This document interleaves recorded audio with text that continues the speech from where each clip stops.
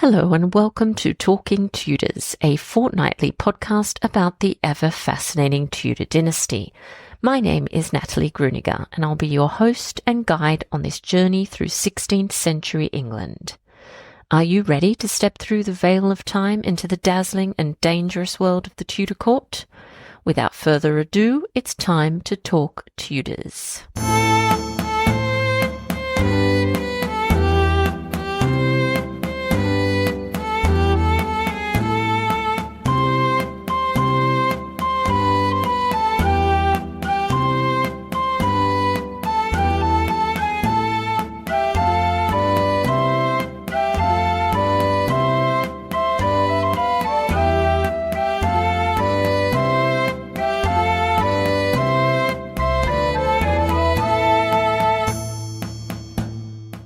Hello everyone, welcome back to another episode of Talking Tudors. I'm your host, Natalie Grueninger. Thank you so much for joining me today. Before we start, I'd like to introduce you to an important event that I'm organising with Dr. Owen Emerson. The Katharine of Aragon Legacy Lectures is an online fundraising event that aims to raise funds to help Peterborough Cathedral keep its doors open 7 days per week and ensure that it's preserved for future generations to enjoy. Our exciting lineup of historians will be announced in the coming weeks. All of our wonderful speakers have donated a pre-recorded lecture, which we'll be sharing with participants over the weekend of the 5th and 6th of April. Katharine of Aragon is buried at Peterborough Cathedral, and this is our collective way of honouring and protecting her legacy. If you'd like to help us raise these much-needed funds, please head to my website onthetudortrail.com for details or visit my Instagram account. I'd also like to acknowledge and thank the generous listeners who continue to support Talking Tudors on Patreon and extend a heartfelt thank you to everyone who's taken the time to rate and review the show. As an independent podcaster, this means a lot to me. If you love the podcast and you never miss an episode, please consider supporting the work I do by joining the Talking Tudors Patreon community. Visit patreon.com/talkingtudors for more information. Once you sign up, you'll have access to exclusive posts, additional monthly live talks, a member-only book club, patron-only monthly giveaways, to name just a few of the rewards. You can also support the podcast and share your love of Tudor history with the world by buying Talking Tudors merchandise. Check out all the products at talkingtudors.threadless.com. Now, on to today's episode. I'm thrilled to welcome Philippa Langley to the show to talk about the Missing Princes project. An historian, best-selling author, and award-winning producer, Philippa Langley undertakes evidence-based, forensic, deep-dive research projects which examine the life and times of King Richard III of England. In 2012, Philippa discovered the remains of Richard III beneath a car park in Leicester through her original Looking for Richard project. In 2015/16, she launched the Missing Princes Project, an international cold case investigation into the apparent disappearance of the princes in the Tower. Her project uncovered no evidence for the prince's death during Richard's reign, but innumerable proofs of life. In 2015, she was made an MBE by Her Majesty the Queen. In 2022, the Lost King film told Philippa's remarkable story. Let's dive straight into our conversation. Welcome to Talking Tudors, Philippa. How are you? I'm well, thank you. Thank you so much for having me, Natalie. Oh, I've been so looking forward to speaking with you. So before we dive in, it would be wonderful if you could just introduce yourself to our listeners and just tell us a little bit about you and your background. Okay, my name is Philippa Langley. I'm an historian, a best-selling author, and an award-winning producer. I undertake evidence-based, deep dive forensic research projects, and I've got my interest is in the latter half of the 15th century, but specifically with the individual, the life and times of Richard III of England. In 2012, I discovered the remains of King Richard III beneath the council car park in Leicester through my original Looking for Richard project. And in 2015, 2016, I started another original research project, the Missing Princes project. And we discovered a number of proof of lives for the princes in the Tower, which is what that project has been looking into, the mystery of the disappearance of the princes in the Tower. You certainly have done some amazing work. And so just out of curiosity, when did your interest in the medieval period actually begin? Do you know, I loved it at school. I had a very good history teacher at school who brought history to life in the most amazing way when I was about sort of 10, 11, 12, that age. But then I left, I moved and I changed schools and I got a really not so good history teacher who killed it dead. So my love of medieval history really began, and I've got to say, on a beach in Cyprus in 1993 because I bought a book on Richard III, a biography by the American academic Paul Murray Kendall, and that was me. I was hooked. I just thought, this world is amazing. The stories are amazing. I mean, it's the Game of Thrones thing, isn't it, really? Absolutely. It's the most incredible period of history. It's just so utterly, utterly fascinating. So yeah, a beach in Cyprus in 1993. I love that. I love how you can pinpoint it so exactly. So you mentioned earlier, Philippa, the Missing Princes project, which we're going to talk a little bit about now. So who's actually involved, or who was involved, who still is involved in this initiative, and what are your main aims? Right. So the main aims are to look into the mystery surrounding the disappearance of the princes. We call them the princes in the tower. These are the sons of King Edward IV of England, and they disappeared in the summer or autumn of 1483. And so it was to investigate that.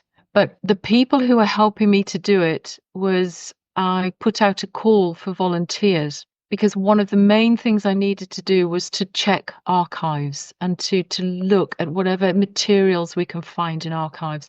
I couldn't do that myself because it would take me a lifetime to do it. So I ended up with over 300 volunteers around the world, all searching archives. Some of them are just ordinary people. Others are specialists in ancient writing, paleography. Others are specialists in Latin and foreign languages. And so they've all sort of brought special things to the table. But the big takeaway is the search of archives to see what we can find. Yeah, it's so wonderful how this shared aim has brought all these people together from around the world. I think that's really inspiring. Now, you've adopted a forensic approach to uncovering the fate of the princes. So tell us about the methods that you've employed and how this actually differs to what's been done in the past. Yeah, so the project undertakes, the methodology it uses is a cold case investigation. It's the exact same methodology that the police would use. And when I was first looking at how to do this and to think, what's the best way going forward, I spoke to a lot of investigative specialists, to police, to lawyers and advocates, judges, magistrates, to try and get a sense of how they do it. And they all agreed that with no identified bodies, it had to be a missing persons investigation. And so there's kind of four clear aspects to that sort of investigation. So firstly, like you said, it's got to be forensic. Secondly, you have to go back to the time when they were last seen, where they disappeared. And then what you do is from that moment, you then pull out in very tight concentric circles. Wherever possible, you have to look at it sort of second by second, minute by minute, hour by hour, day by day. Because what you're trying to do is to put a timeline together and to bring into that any people who you come across at that time, around them or near them, and you have to have a timeline for them as well. Because what the project needs to know is who was where, when, and why, and doing what, with whom, and with what consequences at any point in the investigation. So they expressed very clearly, the specialists, they said that you have to work in your subject's present, not your present. So you've got to literally hone in and pull out from that. And I think that was one of the biggest pieces that changed the way that I look at history now. And we can maybe go into that later.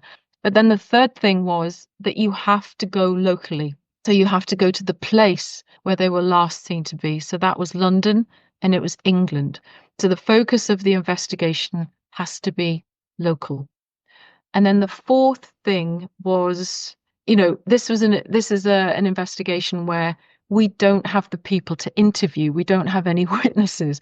It's 540 years previously. But what the police said is that they do have people to interview. And when they undertake witness statements, they don't always get the truth. So what I had to also focus on is what people do, their actions, because the police have to do this as well. Because they've said, what people do tells you what they knew and what they believed. And actually, just thinking about it, there was a fifth one that they threw in because this is where they start all of their investigations. Is they said you have to follow the money and follow the law because these are administrative records that don't lie. They're not written for public consumption. They're written by clerks and accountants and lawyers. And if you start your investigation, you must look into the administrative records. Yeah, I think they're really good tips just to keep in mind when you're doing any sort of research, really. So thank you for sharing those. Just sort of to answer the final part of your question, Natalie, is the big takeaway from that is hindsight. You have to drop hindsight. Because I think, when you look at all of the work of our historians, understandably, they look at the 360, they look at everything. And so they'll look at what people were saying 30, 40, 100 years after an event, but then reverse engineering it into the moment. And the police said you cannot do that anymore because the minute you start doing that, you're going to lose the story that you need to bring to light. So I think that's one of my biggest takeaways, particularly for young historians, when I meet young historians. And I think they are very, very excited, particularly by this methodology because of that, because it changes what you see.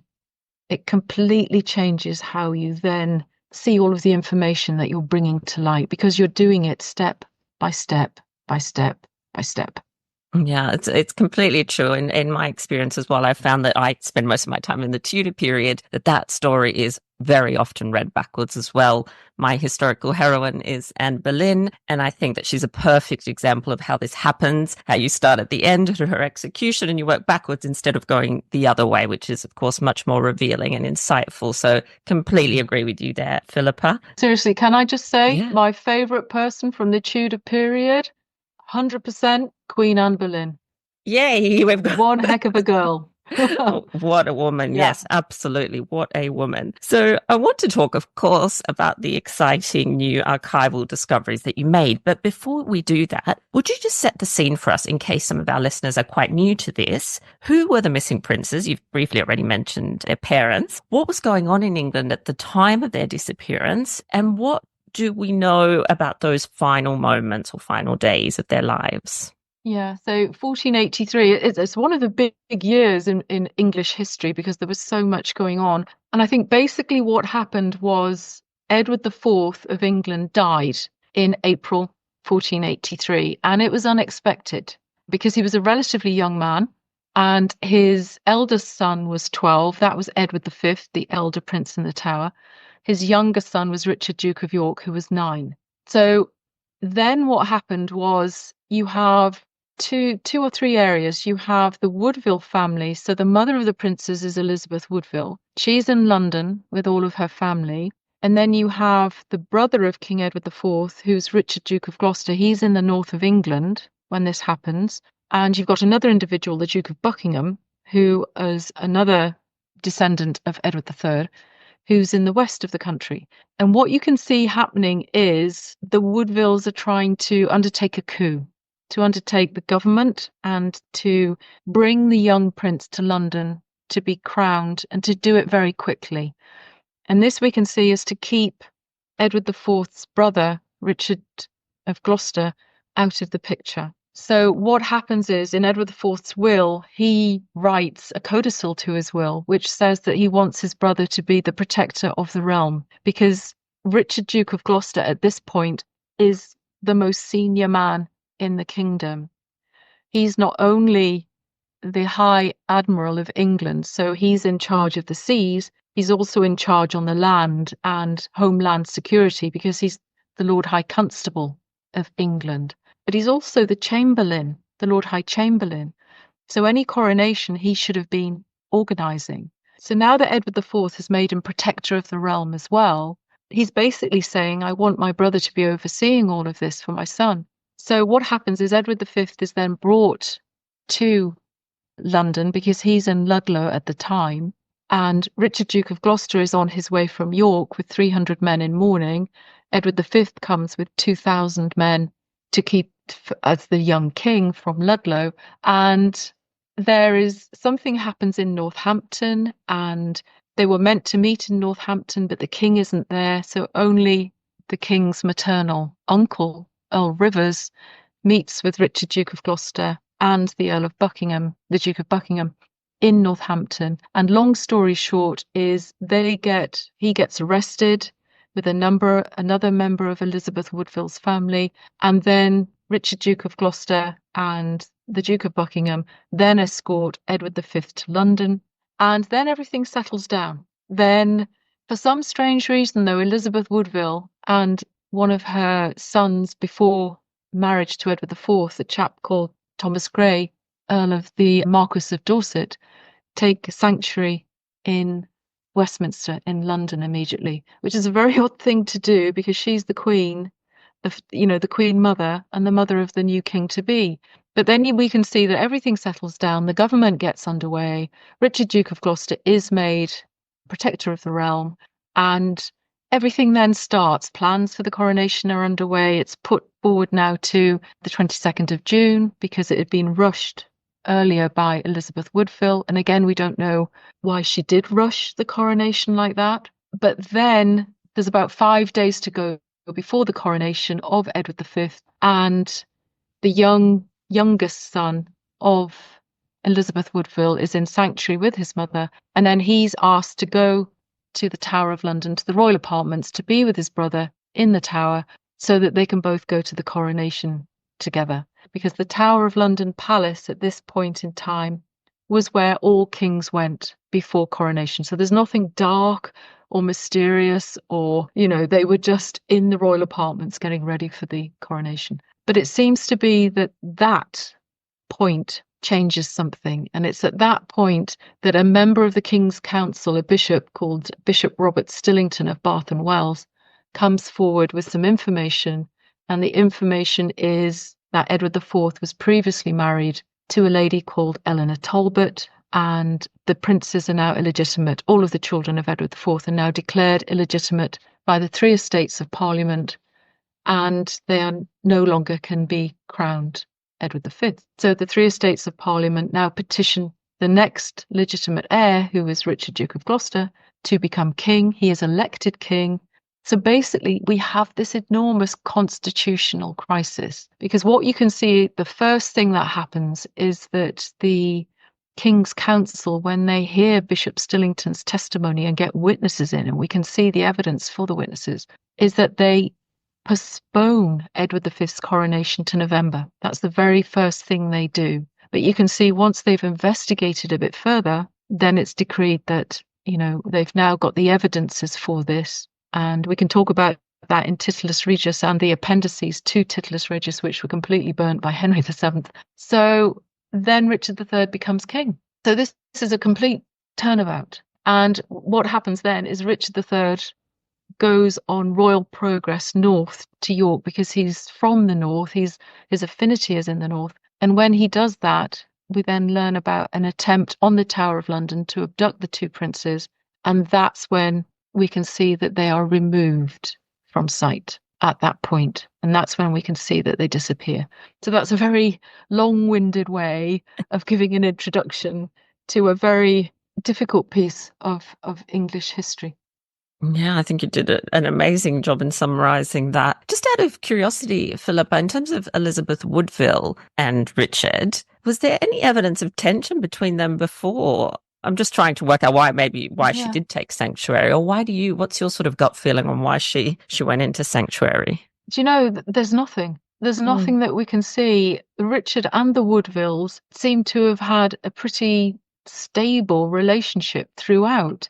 We can see that they come to him for advice, that they want him to be executor to wills and all of that, and to help with land agreements and to advise on various things. There's only one account, and it comes from an Italian monk who was in London at around the time of Richard's coronation and previous to that, Domenico Mancini. And he says an account that when George of Clarence was executed in the vat of Malmsey wine, that Richard vowed vengeance on the Woodvilles at that time. But we can't see any evidence for that because everything continued pretty normally. So I think when, if some of your listeners want to read the book that I've written, Princes in the Tower, what I can see from all the evidences I've been able to uncover, and again do the step by step timelines, is that it looks like Elizabeth Woodville knew about the first marriage, Edward IV's first marriage. She knew about that. Hence the hasty coronation, hence trying to get things done, hence the coup, because she wanted to ensure that she could get Edward V crowned as soon as possible, because the minute he was crowned, everything goes away. Then, even if somebody came forward and said he's illegitimate, it doesn't matter, he's crowned. It's too late. That's what it looks like to me. Yeah, that would make sense, wouldn't it? That she's protecting her family, as we all do, don't we? Yeah. So I think it's probably safe to say, in Tudor history circles anyway, that the traditional and prevailing belief is still that Richard III ordered the murder of his nephews, Edward and Richard. But you've uncovered some new evidence. So what is that evidence that you've uncovered to negate, or at the very least, to seriously question that narrative? And what do these findings actually tell us about the possible fate of these boys? It's kind of in two parts. So the first part, the first investigation that we undertook in the project, it took just nearly 4 years to do this first investigation. And this was an analysis of everything we could find from 1483 to 1485. And this was really important because it was during the reign of Richard III that the princes disappeared. So this encompasses all of Richard III's reign, but it also encompasses pretty much the first 4 months of the reign of Henry Tudor, Henry VII, who was the enemy of Richard III. So this is where we focused our investigation, and we focused, like the police had said, follow the money, follow the law, follow the administrative records. And what we could see in all of the administrative records was a number of things. We could see there's no mention of any deaths, any burials, any requiem masses, any pious prayers or observances of the souls of the princes. And this is a really important one because in such religious times, when you mentioned them by writing about them, you would always give a pious prayer, God save their soul. This was really important. But we can see that whenever they're mentioned in the administrative records, that doesn't happen, and they're mentioned as though they're in the present tense. So that was the first thing that it defied expectations, because we didn't think we would see that. But then when we expanded it and looked into the Battle of Bosworth, because this was a really important moment, because this is when the worlds of Richard III and Henry Tudor, who became Henry VII, collided head on. So what do we discover about this moment? And what you can see is that the story of the murder of the princes arrives into England just prior to the Battle of Bosworth, and we can pretty much date it to the 14th of August, 1485. And it arrives with Henry Tudor and his French foreign invasion force, and we can see it coming in. But then something happens that's quite strange, because Henry VII has now just become king. He's won the Battle of Bosworth. Richard III is dead. And Henry now has all of these prisoners from Richard III's government, from the clergy, he has a bishop, but also from his inner council.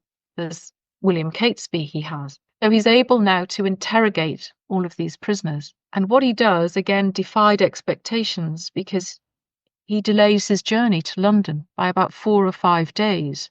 And this was really interesting, because when he invaded England, he's heading for London. And that's when Richard III intercepted him with his army, because whoever holds the capital holds the kingdom. So for Henry to delay his journey we had to investigate what was going on.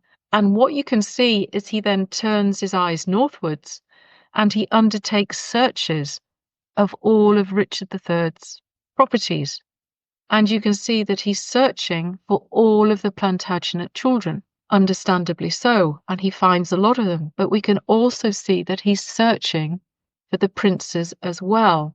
And how do we know this? Is because when he gets to London, he then issues a proclamation And this proclamation is issued everywhere in London. And it says, if there is anyone, and I'm paraphrasing, I haven't got it in front of me, but it says, if there is anyone by descent from the King Edward, he is to make himself known to me, and I, Henry, will help him to get crowned. But no soul appeared. So again, that defied expectations, and that information came from a Burgundian chronicler, Molyneux, Jean Molyneux, who was writing about 4 years after Bosworth. So that was quite contemporary information. So I think that was the first part of the investigation. And we couldn't find any evidence for the boys dying during the reign of Richard III. So we then had to widen the investigation to the reign of Henry VII himself to see what we could find from that. And then it's when we widened the investigation to that, we then uncovered more evidences, but these were then proof of life for the two individuals, and the elder prince as King Edward and the younger prince as Richard, Duke of York, or Richard of England. So what we then concluded is that the two princes survived, and they both went on to claim the throne of England against Henry VII. And what we could see was that Henry VII then reverse engineered their stories, giving the first one the name Lambert Simnel, and saying that he was a 10-year-old boy who was impersonating Edward, Earl of Warwick, who was the son of the Duke of Clarence. So he wasn't the 15 and 16-year-old Edward V and son of Edward IV.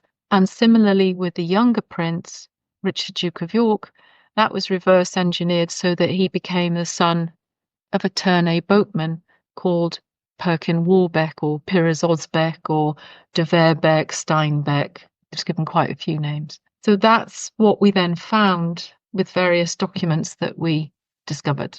Yes, and I do recommend everyone read the book because the detail is absolutely incredible, and it's just so fascinating. You know what I've never quite been able to understand, Philippa, with the first pretender, as they call them, why he would say that he's Warwick when it was known that Warwick was in the Tower. I've never been quite able to sort of get my head around that. Why the Tudors would say that this person's impersonating Warwick when it was known that Warwick had been imprisoned for quite some time. Yeah, again, we don't understand that one because Warwick had been exhibited to the nobles, to the church, to the commons, to the mayor and aldermen of London. So they all knew he was there. I think it was probably a really good way to try and completely underplay who was invading, that it was just this imposter. So he was only, this young boy, a common boy, and to completely remove Edward V from any part of the equation. Because I think if the people of England had known or got a sense that it was the eldest son of Edward V, I think it would have been a very different story for Henry VII in terms of how that played out. So it was very cannily done, very expertly done. So you talked earlier when you were talking about those points about looking at the actions of some of the people close to the princes. So what can we learn by looking at the behaviour and actions of their family and their supporters around this time of their disappearance? Yeah, again, nothing adds up. It doesn't make sense if you want to sort of say, the Thomas More and Tudor story is the truth. And I think you can look at a number of individuals, which we do in the book, but one of the key ones, obviously, is the mother of the princes, is Elizabeth Woodville. And what she does in sort of early 1484 is she makes her peace with Richard III, and she places her daughters in his care. And I don't know about you, but I'm the mother of 2 boys. And if I remotely suspected that somebody was responsible for the disappearance and the potential murder of my 2 sons, the last thing I would give my daughters to would be to this individual. So her actions certainly don't make any sense. And she also writes to her son, the Marquis of Dorset, from another marriage. She writes to him, who's in France with the pretender Henry Tudor, and tells him to come home and to come and make his peace with Richard and to leave Henry Tudor. But Henry Tudor gets wind of this, and then he captures Dorset and he imprisons him. And Dorset is then imprisoned and used as collateral. So again, it's very strange behaviours. But I think her behaviour gets even more strange when Richard dies, because Richard dies sort of 24 months after the princes disappear. And there's about 4 or 5 people from his government die as well on the field of Bosworth. Everyone else, though, survives. He's got 16 bishops and 2 archbishops on the King's Council. They all survive, as do a number of the individuals who helped him on that, including the then Lord Chancellor, who's Bishop John Russell, Bishop of Lincoln. But Henry had William Catesby. He'd captured William Catesby after Bosworth so he could interrogate him. So what you see is then, if Elizabeth Woodville believed that her sons had disappeared or were murdered or something nefarious had happened to them, this is the great opportunity for her, because Henry Tudor is Richard III's mortal enemy, and he wants to marry the eldest sister of the princes. And for him to be really secure on the throne, if the princes are dead, awkwardly, but this is very good news for him, because then no one's going to claim the throne. So what you then see with Elizabeth Woodville is there's no inquiry undertaken. There's all of these witnesses that are available, and Henry VII now has people like Thomas Howard, Earl of Surrey, in prison. And Thomas Howard is the son of John Howard, who died at Bosworth. And John Howard and Thomas Howard were so close to Richard III, they knew everything that was going on. So there's no inquiry and there's no statements made. There's nothing in Henry VII's Parliament where he stands up and says, we've done a full inquiry, we now know what happened, we've interrogated prisoners, we've looked at all the evidences, and this is what we now know that happened to these boys, and we're now going to look for their bodies, or we now can't find their bodies, and we're now going to put a memorial to them or a monument to them because their mother wants this. There's nothing. There's absolutely nothing. And the only explanation is Elizabeth Woodville and her family knew that the boys were alive, or they didn't give a monkey's about them. They just didn't care whether they were alive or dead. And I think you can see that they definitely did care about them. So again, it's a clear marker for somebody not acting in the way that they should have done. And then Elizabeth goes one step further, because Elizabeth of York, her eldest daughter, falls pregnant to Henry VII.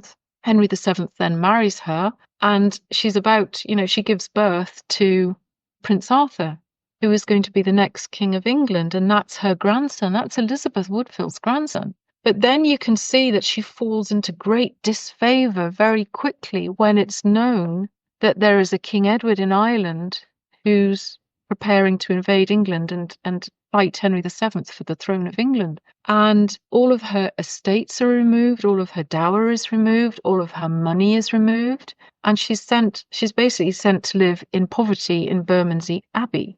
And she'd taken out a 40-year loan,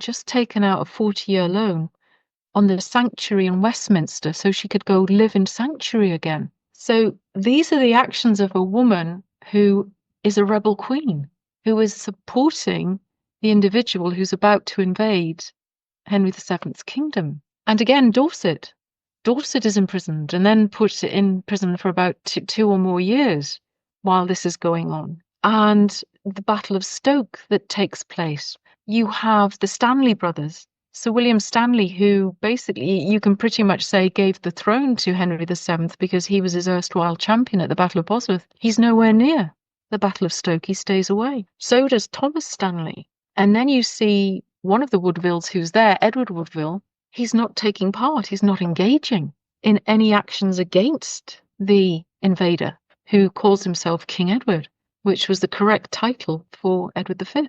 So again, all of these people are acting in ways that they shouldn't have been acting. It doesn't make any sense.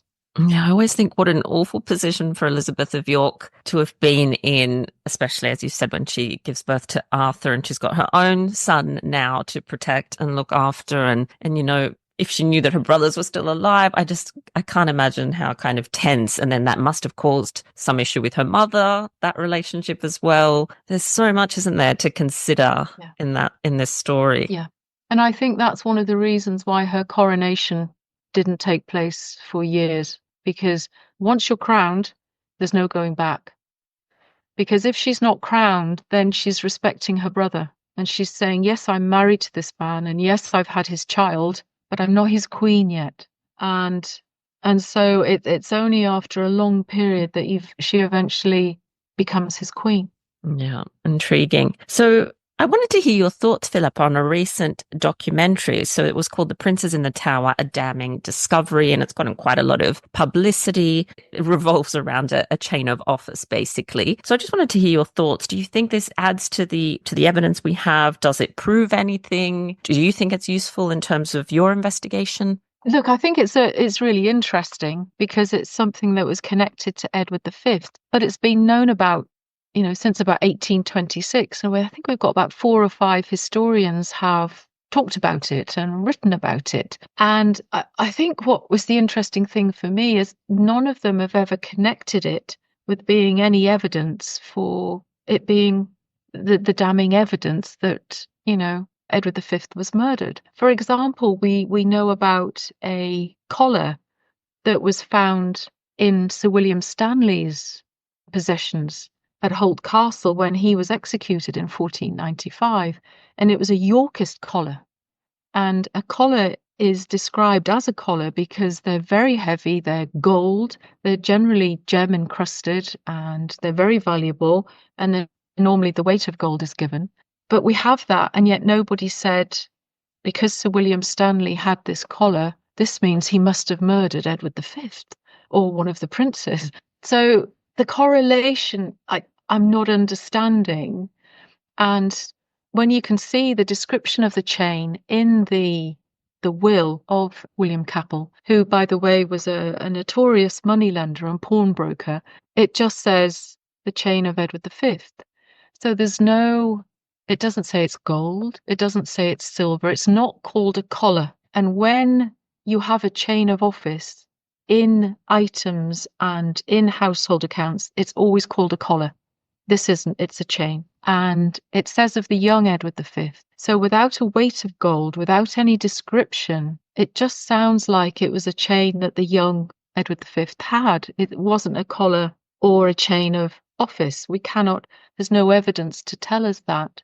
But I think one of the things, and it was disappointing the programme didn't go into so much of this information, is that in 1483, the treasury was pretty much empty and they were completely cash-strapped at that point. And you can see this. One of the things that Richard, Duke of Gloucester, does in May 1483 is he gives Edward V and his household £800 of his own money because there's no cash. And he needs Edward V, he's a king and he's got to look like a king and have a household of a king. And this was a huge amount of money. I mean, £800 today is still a lot of money. This is the yearly income of an estate that Richard, Duke of Gloucester, gives Edward V from his own money. So it's debatable, did Edward V give this to William Capel because he wanted some money of his own? And, did Richard and the King's Council find out about this and think this was highly unusual for a king to be going to a moneylender to get and giving him a little chain? So then Richard gives him his own money. We don't know. And I think also the other thing we know about William Capel was that John Howard, who became Duke of Norfolk, used him for money lending. So did the mother-in-law of Francis Lovell, Alice Fitzhugh, and so did Edward V's sister, Elizabeth of York. Everybody and his dog use this man for money lending. And the way you can get money is you give them something and then you can get the money back. So the connection between Sir James Tyrrell is so tense. There's no connection. The only connection they made is because they said the account of Thomas More is truth and fact. And that because William Capel was Sir James Tyrrell's brother-in-law, therefore this meant that this was definitely Sir James Tyrrell's chain, and it meant that he got this chain because he murdered Edward V. And I think that is the most huge stretch to go to. And it doesn't make sense on a human level either, because if you've murdered a child and stolen a little chain, the last thing your relatives or near relatives would do is itemize it in a public document, in a will. And then how does Sir James Tyrrell then explain it to them. Why is he giving it to them? I just can't see how they made that connection. It would make more sense if it was something the family was proud of, that it had been gifted as a reward, perhaps for, good service or something. And we know that often they did that, didn't they? Take off jewelry that they had, handed it over, something personal, So more questions and the exact answers. point of that is, if we're looking at it in that way, we've actually got a chap who fits that description. Because it's Giles Daubeny, who was very close to Edward IV in Edward IV's affinity. And he was a brother-in-law of William Capel as well. And he then joined Henry VII and became incredibly close to Henry VIII. So when this will was done, this was during the reign of Henry VIII, and Giles Daubeny was very close confidant of Henry VIII. And you can see that in the will, their son is called Giles. So was it a gift that Giles Daubeny gave to the young newborn? Because A, he's named after him, but B, because it's a little chain of a child given to a little child. That kind of makes more sense, because then there's no issue of putting it into a public document. Mm-hmm. But again, that was not investigated in the programme. They didn't look at the other brother-in-laws, the other members of the family. So. And Philippa, I think you've been so generous with your time already, but I wanted to know, in all of your years of research that you've done and reflection, obviously, as well, what do you think happened to the sons of Edward IV, Edward and Richard? When I look at everything that we have, it looks like Edward V was alive until May 1491, because at that point he then is politically dead. Because at that point, his garter stall in St. George's Chapel, Windsor, is finally reallocated to Prince Arthur, the son of Elizabeth of York and Henry VII. And that should have been done 4 years earlier, but it wasn't. It's normally done when the young Prince of Wales is about 6 months of age, but they waited until he was 4.5 to remove Edward V from St. George's Chapel. So I think he was certainly politically dead by May 1491. It's very possible he may have been dead by May 1491. Because again, at that point, it's the timeline, because it's later in 1491 that his younger brother then comes forward and claims the throne as Richard of England. And he didn't do that previous to that, even though he'd reached his majority 2 years earlier in 1489. He just claimed the throne when he was 18. So what happened to Edward V? We don't know. There is a very interesting line of investigation in a place called Coldridge in Devon, which not only has a certain amount of evidences attached to it, but also very many strange coincidences, because you have this church in the middle of Devon, in the middle of nowhere, which you would only have been able to get to by horse and cart, which has the most incredible Yorkist iconography and stained glass windows of a crowned Edward V in his crown, with his orb, with his sceptre, and as a young man. And there is an individual called John Evans who arrives at Coldridge out of nowhere, and we can't find him in the record books anywhere. And his tomb and all of the iconography we can see in the church is suggestive that it could have possibly been Edward V living his life out in anonymity. And the reason for this is there is an image of John Evans in the church with a great big injury to his chin. His mouth and his chin are slashed. So he wouldn't have been able to speak. He wouldn't have been able to talk properly. And if that was the case, then there is no way he could have continued any claim to the throne. But again, it's a line of investigation. We don't know. We don't know at this point. And as to the younger prince, sadly, yes, I think he was executed at Tyburn on the 23rd of November, 1499. Because at this point, the Earl of Warwick, his cousin, was also executed. And also there's a record of a bastard son of Richard III being executed and being murdered in the Tower of London at the same time.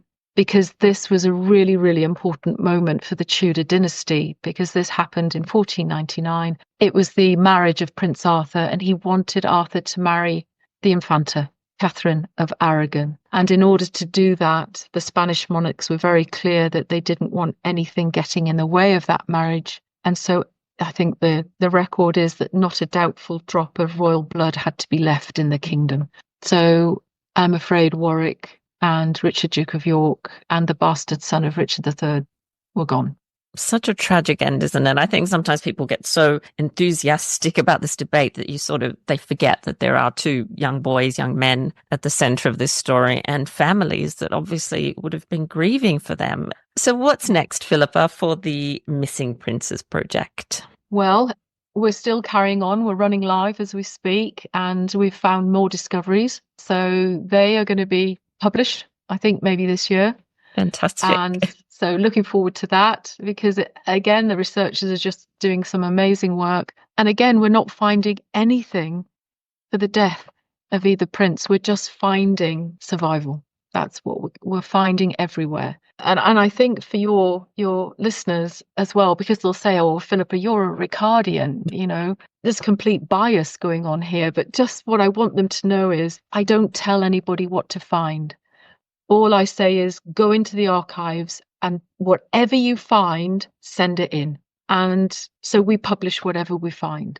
So I hope that might help put that to bed, because that's one of the things the police said to me as well, is you cannot determine what's going to be found. You can't tell them what to go and look for. You only have to be the operations room and put it all together. So we're continuing, and it's really exciting. And I just hope with the young historians that they're getting in touch all the time and saying they love the methodology. So I hope this is going to be a sea change in the way we look at history. Yeah, I absolutely love it. And how exciting. I can't wait to hear more about those discoveries. And I have to say, anyone that spends time in the Tudor period knows how powerful Tudor propaganda was. Not only could the Tudors destroy people, and they did that enough, but they destroyed reputations. That's what they did. And they destroyed legacies and all sorts of things. So I love the Tudor period, but I'm very open to all your findings. I think it's really fascinating. There is something that I like to do at the end of episodes of Talking Tudors, Philippa, and this is just what I call 10 to go. So these are just 10 quick questions to get to know you a little bit better. So the first one is, what is a favourite historic site that you enjoy visiting? I've got to say Middleham in North Yorkshire. It's so beautiful. It's so beautiful. But actually also the Houses of Parliament, go and see the statue of Richard III in the Central Chamber. Fabulous. If you get a chance, go and see it. What about a book that you're currently reading, or one that you maybe just read? I'm actually reading so much research at the moment. I'm not actually reading for pleasure. I can't wait to start reading for pleasure. Mm-hmm. Actually, I did read one book, Cecily, by Annie Garthwaite. Oh, yes. Because she's the most amazing writer. Really the most amazing writer. So I enjoyed that one. Yeah, I actually did a podcast episode with her, and it was fabulous. I was left reflecting on all sorts of things at the end of that. Yeah. So I do recommend, people tune into that. Sorry, it was The King's Mother that I read most recently, the newest one. Yeah, she's amazing. And what about an ideal Sunday morning for you? What does that look like? Oh, an ideal Sunday morning. Hopefully my sons are here, and we can just take a leisurely time and have a leisurely breakfast. And I'm very lucky, in where I live, there's an old oak copse at the back of the house. And it's the most beautiful place to go for a walk. It's so full of wildlife, and there's deer and pheasant and badgers and foxes. And I just love going for a walk, and I hate to say it, hugging a tree. Oh, I love that. That sounds very peaceful. And what about a new skill that you'd like to learn? Is there anything on your bucket list? Oh, yeah, that is so easy. That question, my God, that's so easy. Drumming. Yeah, when I was at school, and it was the day to go to get your musical instrument, to learn your musical instrument, I was the captain of the hockey team. So I was out doing hockey, and the hockey teacher, the PE teacher, kept us late because she wanted to do training. And I ran all the way to the music department to see what was left, because I wanted, there's 2 sets of drums, and I wanted one of the sets of drums. The only thing that was left was a cornet. That was all that was left, because I was too late. I didn't bother with the cornet. And that was definitely a sliding door moment, because I wanted to be a drummer. Well, there you go. You've answered another question that I was going to ask you. What did you want to be when you were a child? What did you dream of being? So you wanted to be a musician. I wanted to be a drummer, but actually I wanted to be a football player. I wanted to be a professional football player who did drumming on the side. I love But it. then one of my horrible little boys who were friends when I was about, I don't know, 11 or something, basically informed me that girls weren't footballers and you'd have no career, you'd have no life. And I thought he's right. So I sold my football boots, I sold everything that I had, and I left football, sadly. But if I was a young girl today, yeah, football and drubbing, that's me. Yeah. I'm there. I love it. And what about a travel destination, maybe somewhere you haven't visited that you would like to see? That's a difficult one. I mean, when I'm utterly exhausted and really, really exhausted and I just need to chill, the Maldives. The Maldives. If I ever won the lottery, I think I'd do a fabulous family holiday to the Maldives. Yeah, I haven't been. Yeah. That's one place that I'd like to see as well. And so final question for you, a great piece of advice that you've been given or that you've read, doesn't have to be about history or anything, but just in general. Great piece of advice. Well, I'd say from this project is what we take away from it is question, question, question. Don't repeat, repeat, repeat. But the personal advice that I would walk away from is trust has to be earned, and make sure before you give someone your trust that they earn it. I was always too liberal with my trust and it was somewhat naive and it came back to bite me hard. So definitely trust has to be earned. Yeah, thank you for sharing those pieces of advice with us. Very final thing is our takeaway. So something for our listeners to go off and explore after the episode, maybe something to nurture their kind of love of medieval and Tudor period. I would say the Richard III Society's got a YouTube channel. And they've recently done a series of films which they asked me to present. And it's all about the story of Richard III, but using the contemporary and near contemporary source materials to look at some of the mythology around him and to try and give people a view of Richard from the contemporary documents. So I would definitely say go and check them out. And you might be interested to hear some of the things that we say. Absolutely. And I will put a link to that channel in our show notes to make it nice and easy for everyone to find that. Philippa, thank you so much for taking the time to talk with us. It's been an absolute pleasure. Thank you, Natalie. And thank you for having me. And thank you to your listeners as well, because this is Talking Tudors. I really get that they're probably thinking, why do we want Philippa Langley to talk to us? So just thank you for listening, guys. Really, thank you.